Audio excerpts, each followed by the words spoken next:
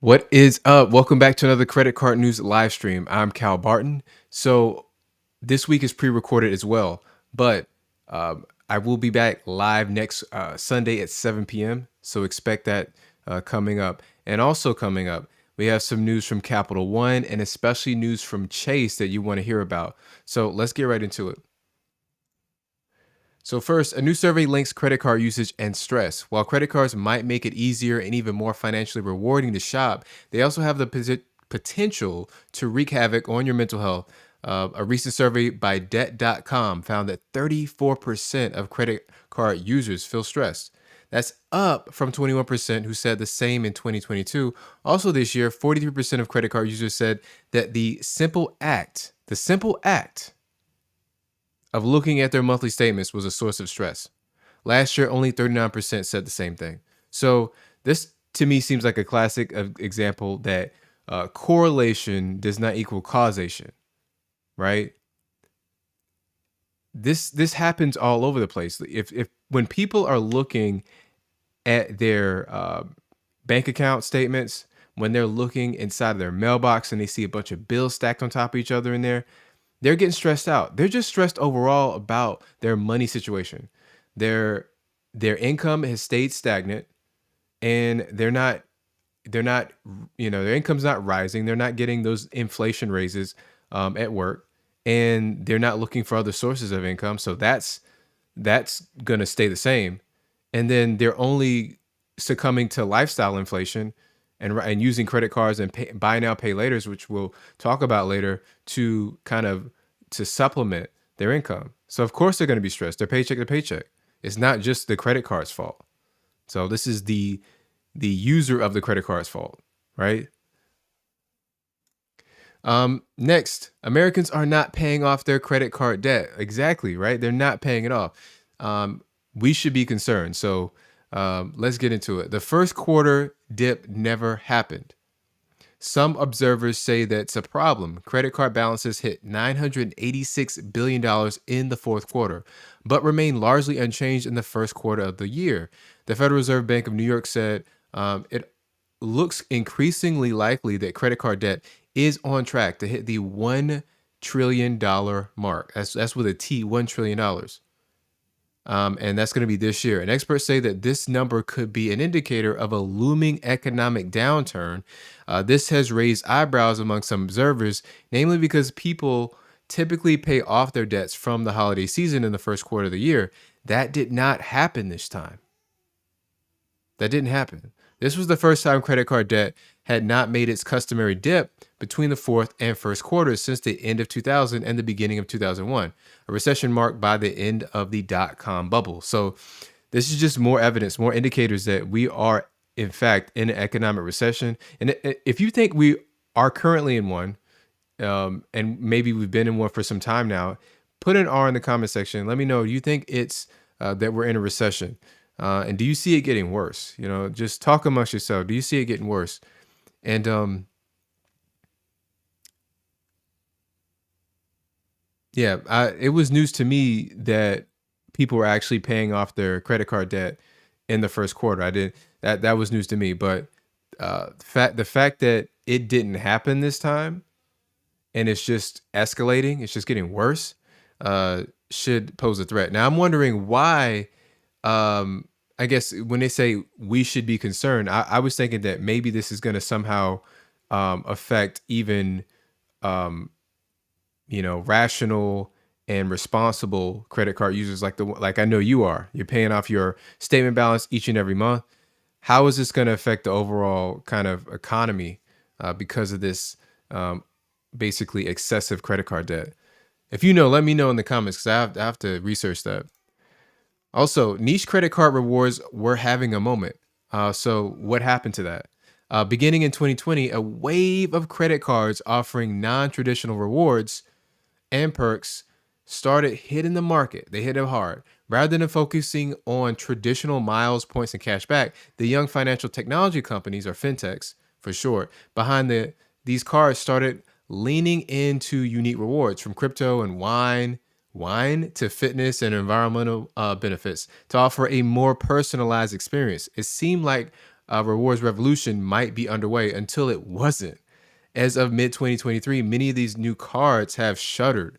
So, listen, a few come to mind. I think, but a few that I know of, like Aspiration, which is like a bank account that uh, would give you incentives to save the environment. Like it would donate a certain portion or percentage to the environmental causes.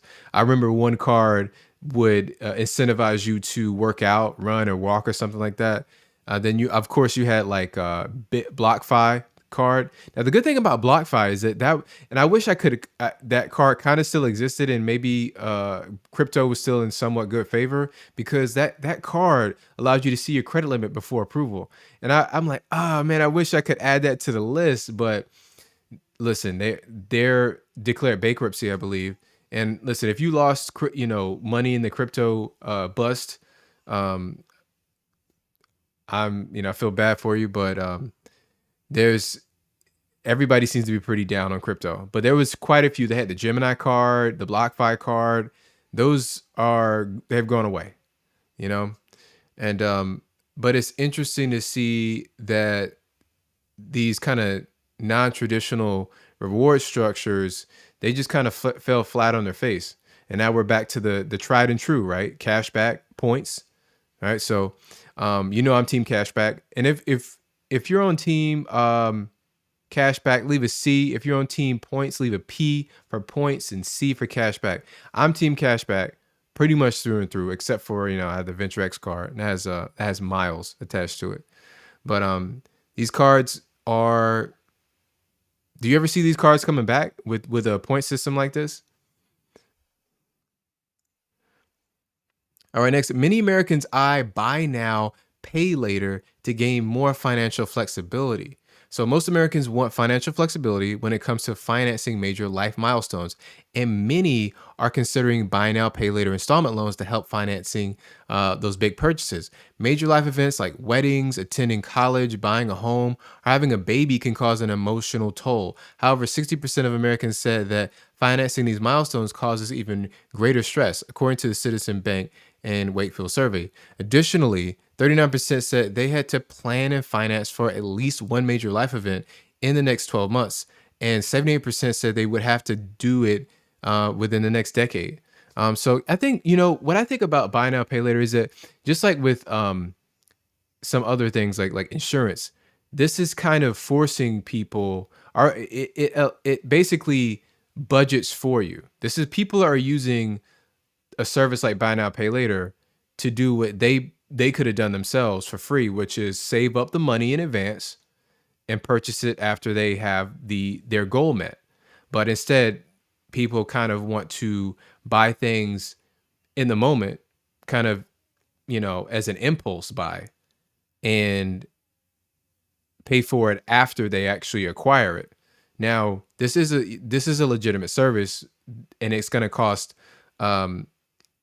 sometimes it will cost money, especially if you go over the interest-free period. For example, with Amazon has this for a long time. If you have an Amazon store card and you pick 6 to 12 months or 2-year payment period, then you can do that interest-free. Now, if you go over that period, then you're going to get what they call deferred interest, and you're going to get charged interest on that whole, as if you were getting charged every single month, like you were carrying a balance. But buy now, pay later seems to be here to stay. We saw the Apple cards offering that now. And so once Apple jumps onto it, Apple and Goldman Sachs, it's they see a future in this. And we have Klarna, we've got Afterpay, and a few others that are really catching fire right now. So, and also we're going to cover this later. The Citi is going to be introducing, and it's a rumor, so it's not set in stone, but Citibank is rumored to be working on a similar product where they're going to offer some form of buy now, pay later. So I get the appeal. You want to. There's certain purchases that you're going to make. maybe it's a refrigerator, maybe it's super expensive, like high-end TV, where you're not going to be able to pay that off inside of the statement, inside of your billing statement period. So inside of that like 25-day grace period, you're not going to be able to pay it off. So you want some extra time, you want to pay it off over a 12-month period, sort of like you do with a cell phone, right? So it seems like it's gonna really be a popular method. We might even see more credit cards jumping on ship because I believe this is a feature ad. So we might see like the largest credit card issuers all have their own version of a buy now pay later solution that you can kind of tack on to any of their credit card products. Let me know if you want to see that in the comments. Do you want to see buy now pay later come to like to Chase, for instance? Do you want them to offer it as well? All right. So, how credit cards offer superior security over debit cards? Now, I don't think enough people are talking about this. So, it's important to recognize that not all plastic money is created equal, and using a debit card for shopping may not always be the wisest choice. Here are the 5 reasons why relying solely on debit cards for your shopping needs may have its drawbacks. So, first, varying levels of fraud protection. All right. So, um, when you're using a debit card, these banks, they don't have a lot of security or measures in place or protections in place to get that money back. If somebody kind of steals your information on your debit card, or they spoof that card, um, most of the banks aren't offering like all these different kind of safety protection services on those debit cards, right? And I believe the reason for that, if I was just to speculate, the reason for that is that debit cards aren't making a lot of money. They're not charging high interchange fees, right, for the merchants, and they're not charging annual fees. You're not paying interest on it, so there's just not money in that. So they don't inherently have the money to devote to protecting your debit card. That's what I think is the. If you disagree, let me know. But I think that's why debit cards aren't protected as much. All right. Also, limited potential for building credit. So we all know your debit card purchases, unless you have some other service tacked on, your debit card purchases are not being reported to the major credit card bureaus, and that's a big issue because everybody out here is trying to build credit. That's like the number one kind of goal for most of you is you want to build credit. You want to build credit, and you want a higher credit limit as well. And so the fact that debit cards don't do that, they're not helping you get, a better rate on your next home, get into that new car you want, or even, I recently had to qualify with a soft credit pull for a new cell phone, right? And so it comes into play even there. Sometimes they'll check your credit for job applications, definitely for renting a new apartment. So it's effective on all those fronts. And then insufficient purchase protection. So a lot of new credit cards are going to offer you like 30-day, 90-day, whatever, 120 or a year purchase protection. So if you have an issue with that purchase, if the item breaks, somebody steals it, a lot of these premium cards are going to allow you to file a claim and then get your money back. What debit card is doing that? Virtually zero. That's a nice perk. I know I know I've seen stories where people have been able to replace, $100, $1,000 items. That's a nice perk. Also, cash flow constraints. So with a credit card, you're going to get a grace period, what they call a grace period. And so with that, it's like a 25-day window where you basically don't have to pay anything. That money does not leave your bank account. So we call that a float. And so during that time, you can do whatever you want with the extra money that's not leaving your account. It's still there. You can use it to pay for other things or invest or what have you. You have extra time. Usually when you're in business, you need extra time for your transactions to settle. So when you're in business, and for example, you have to charge a company for your services and they have to pay you. But sometimes that payment won't come in for, a week or 2 weeks or even longer. So it's nice to have a nice window of time so that you can get that payment to settle before, you have to start shelling out to pay other bills or pay some, other suppliers that are vendors that you're working with. So it's nice on that front. Also, limited recourse for disputes. And so we saw this with Chase, right? They used their debit card at the Chase ATM and they had a super hard time. But when somebody scammed them out of like $400, let's say, for example, they had a super hard time going to Chase and asking for their money back. They had to go to they had to jump through all these hoops. They had to call 5 times and they had to go get like the local news team on the task to finally get their money back. Whenever you're using a credit card, it's super easy. Calling the customer service, they're helpful. They lock your card down. They might even overnight you a new card, and all those transactions, they're not going to affect. You're not gonna have to pay for that. And the good thing is that when you're using a credit card, it's not immediately coming out of your account. Because of that grace period, you have this long window before you even have to repay that money. But you'll never have to repay the money if it's a fraudulent transaction. And you can do what they call a chargeback. And even if a lot of times, even if the transaction is true, a lot of people, what they do is a chargeback. And maybe they had a bad experience or someone said, some off color thing to them at a business that they frequent, or they just didn't like something about the product they bought. They'll just file a chargeback claim and get that right off, and they'll never have to pay for it. Now, you don't want to abuse the chargeback system, but I've seen a lot of kind of reports that people are able to get their money back just filing a chargeback dispute. You can't really do that stuff with a debit card, and it just makes it's just much harder. And so I think that overall credit cards are just more well-funded, obviously, because they're making a ton of money because most people are carrying a balance and they're paying fees. So the money is there in the credit card system to supply all these features and benefits that we get.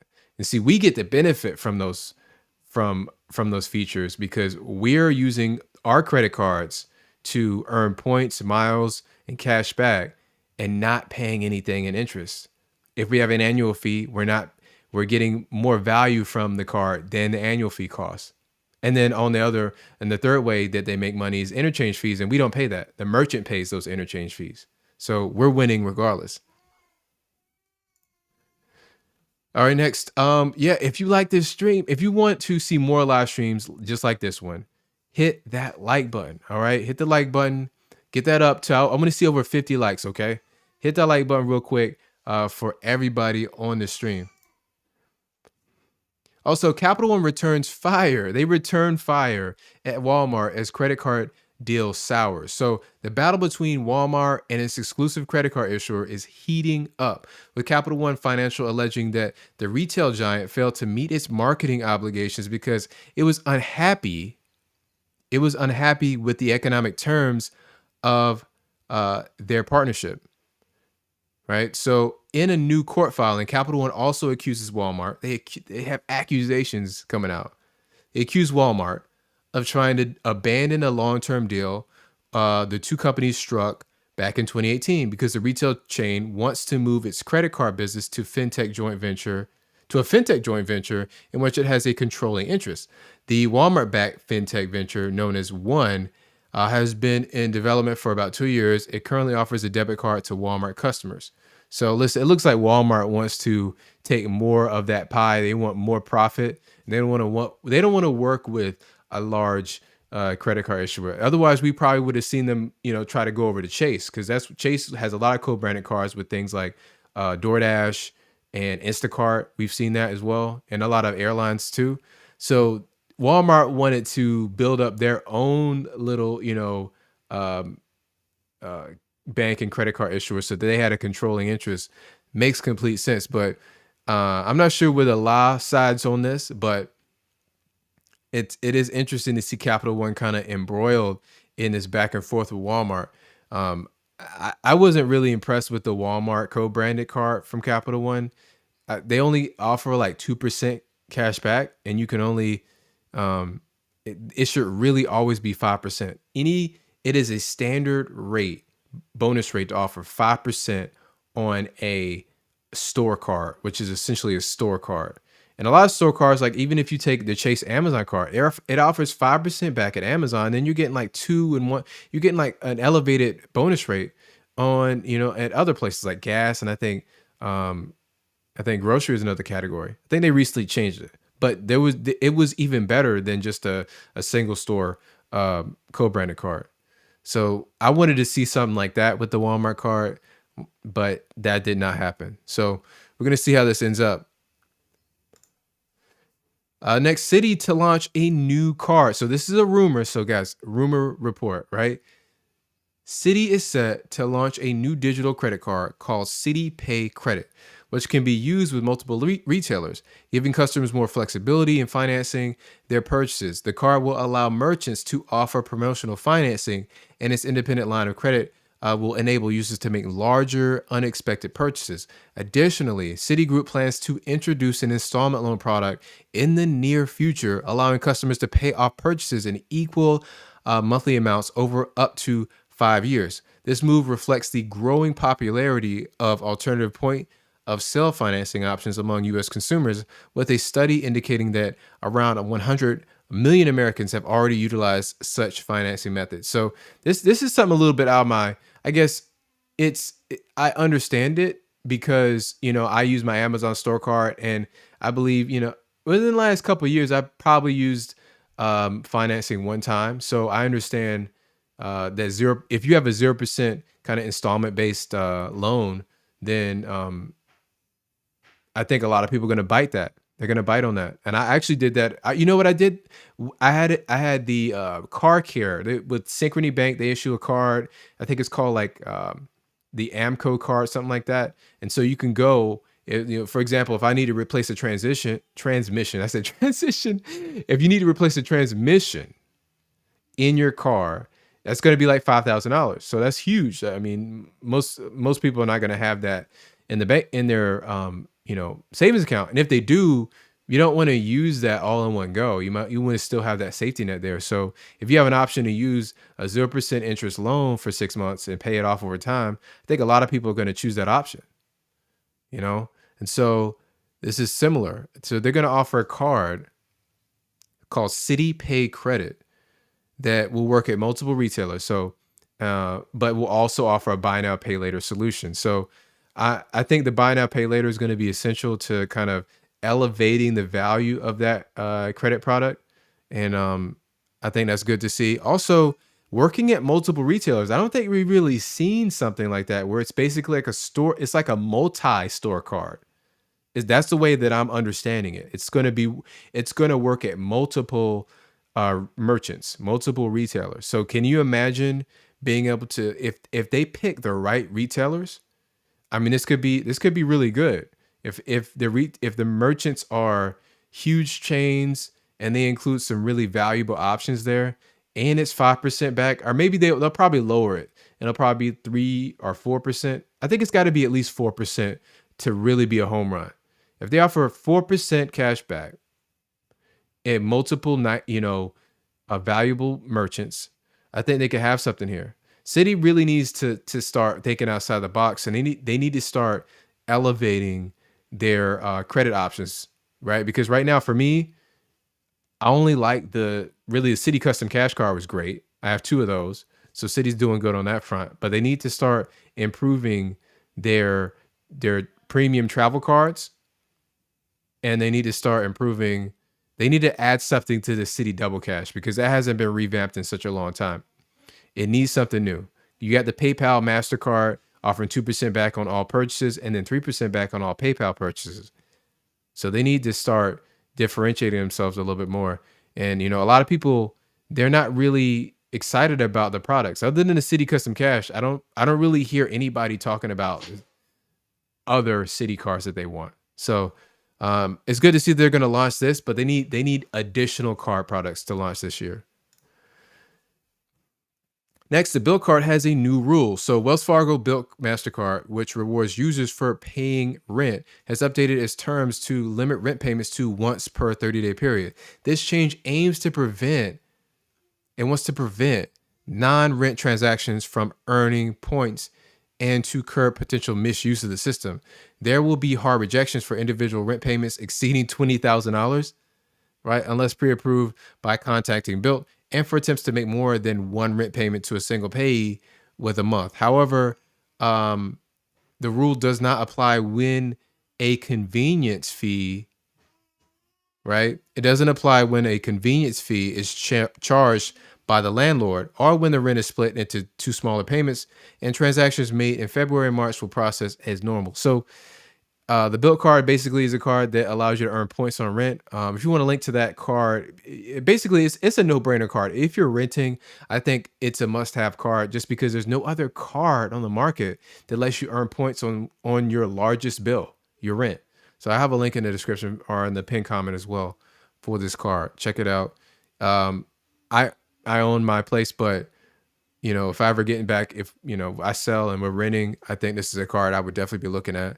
And it's funny they added this rule. Obviously, this is a counter move to something that's probably already happening. People are gaming the system. They're gaming the system here, and they're probably making a rent payment for themselves, and then like, wait a second, I can make more of a payment. I'm not meeting the maximum threshold. Let me pay somebody else's rent and get more points. So they're cutting that right off.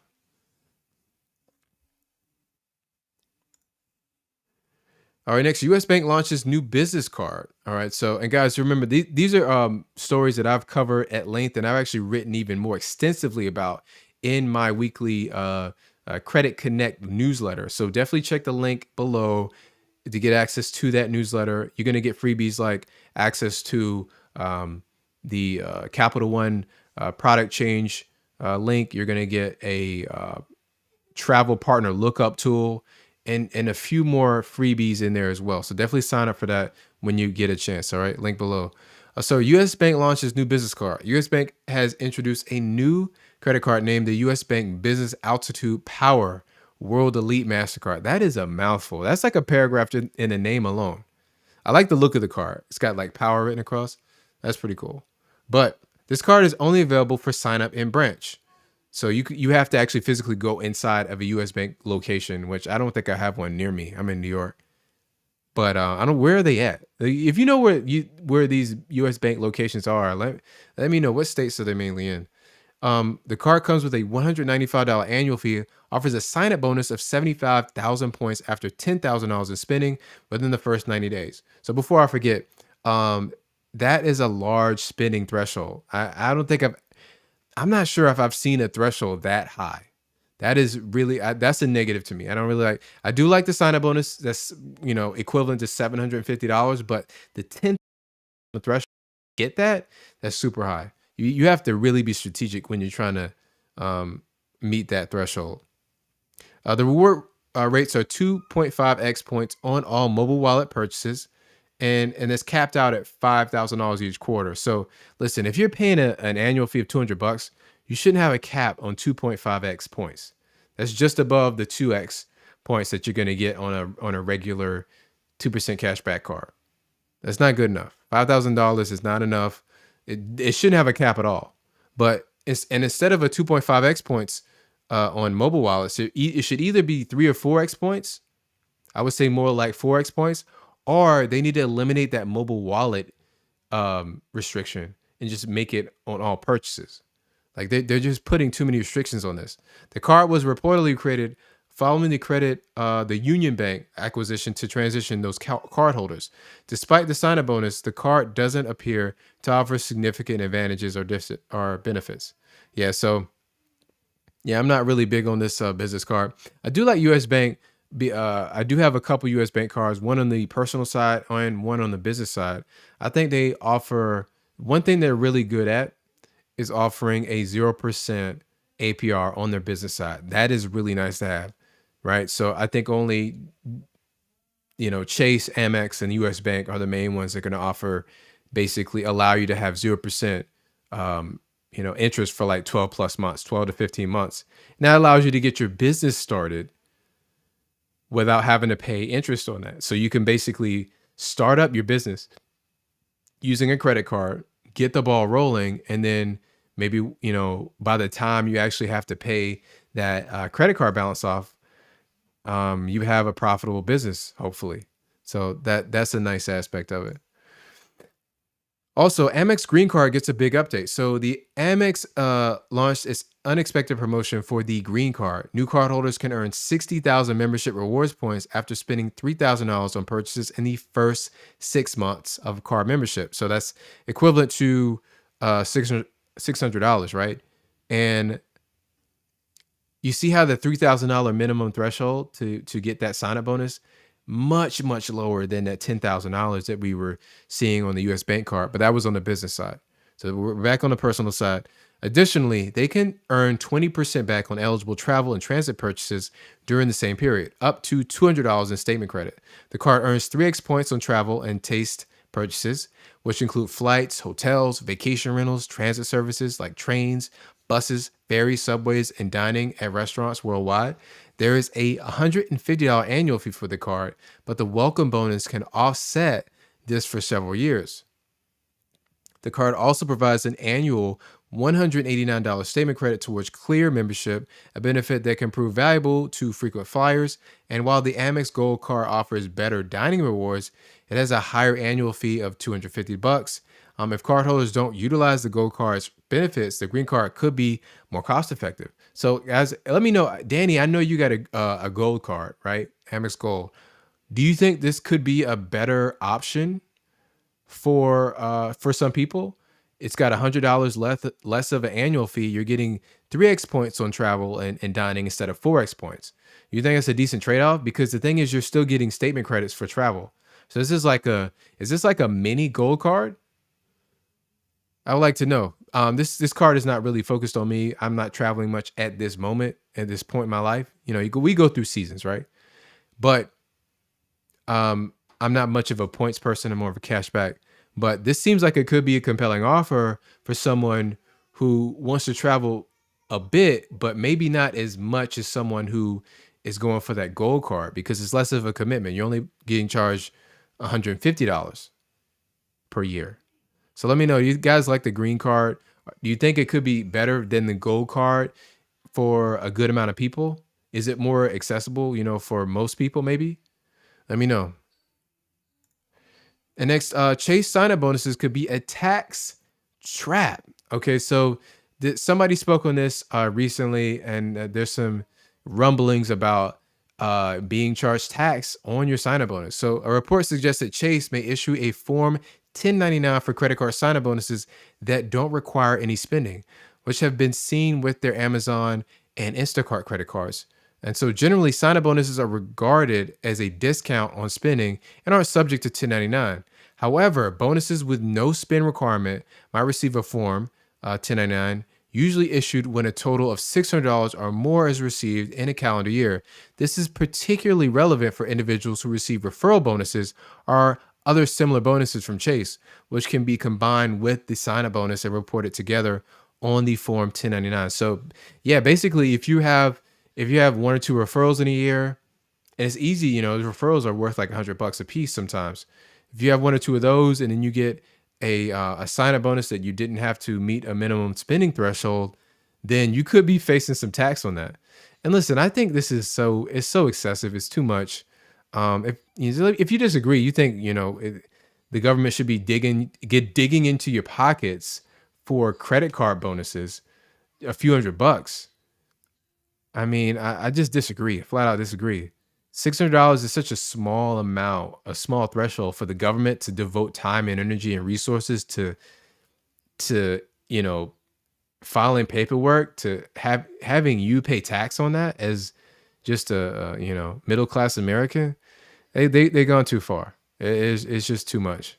And they started implementing this with I believe they were talking about this with PayPal and Cash App and kind of peer-to-peer transfers. If you're doing some sort of like yard work, you sell, maybe you have a yard sale, right? And you sell more than $600 worth of product, and somebody sends you more higher than a $600 payment. You're gonna have to pay tax on that going forward. That's really a shame. Historically, you didn't have to do that. And if you're not, if it's not a serious money making venture, I don't think you should be getting taxed on that. Like like this, people are passively trying to, maybe they got a family member that they refer, and then they get a sign up bonus as a little extra bump. They're already paycheck to paycheck. Why are you going to charge them, nickel and dime them? Why is the U.S. government going to come in there and nickel and dime you charge you tax on such a small amount of money? Now, if you think they should be doing that, let me know in the comments. Do you think I'm totally wrong? Or you kind of feel like me? I just think it's too much. It's excessive. But guys, I want to if let me know in the comments and if you have gotten a credit limit increase or you got an approval. I definitely want to see that. I'll be participating later today in this live stream. And listen, thank you for hanging out with me. I'll be back next Sunday at 7 p.m. Everybody have a great evening.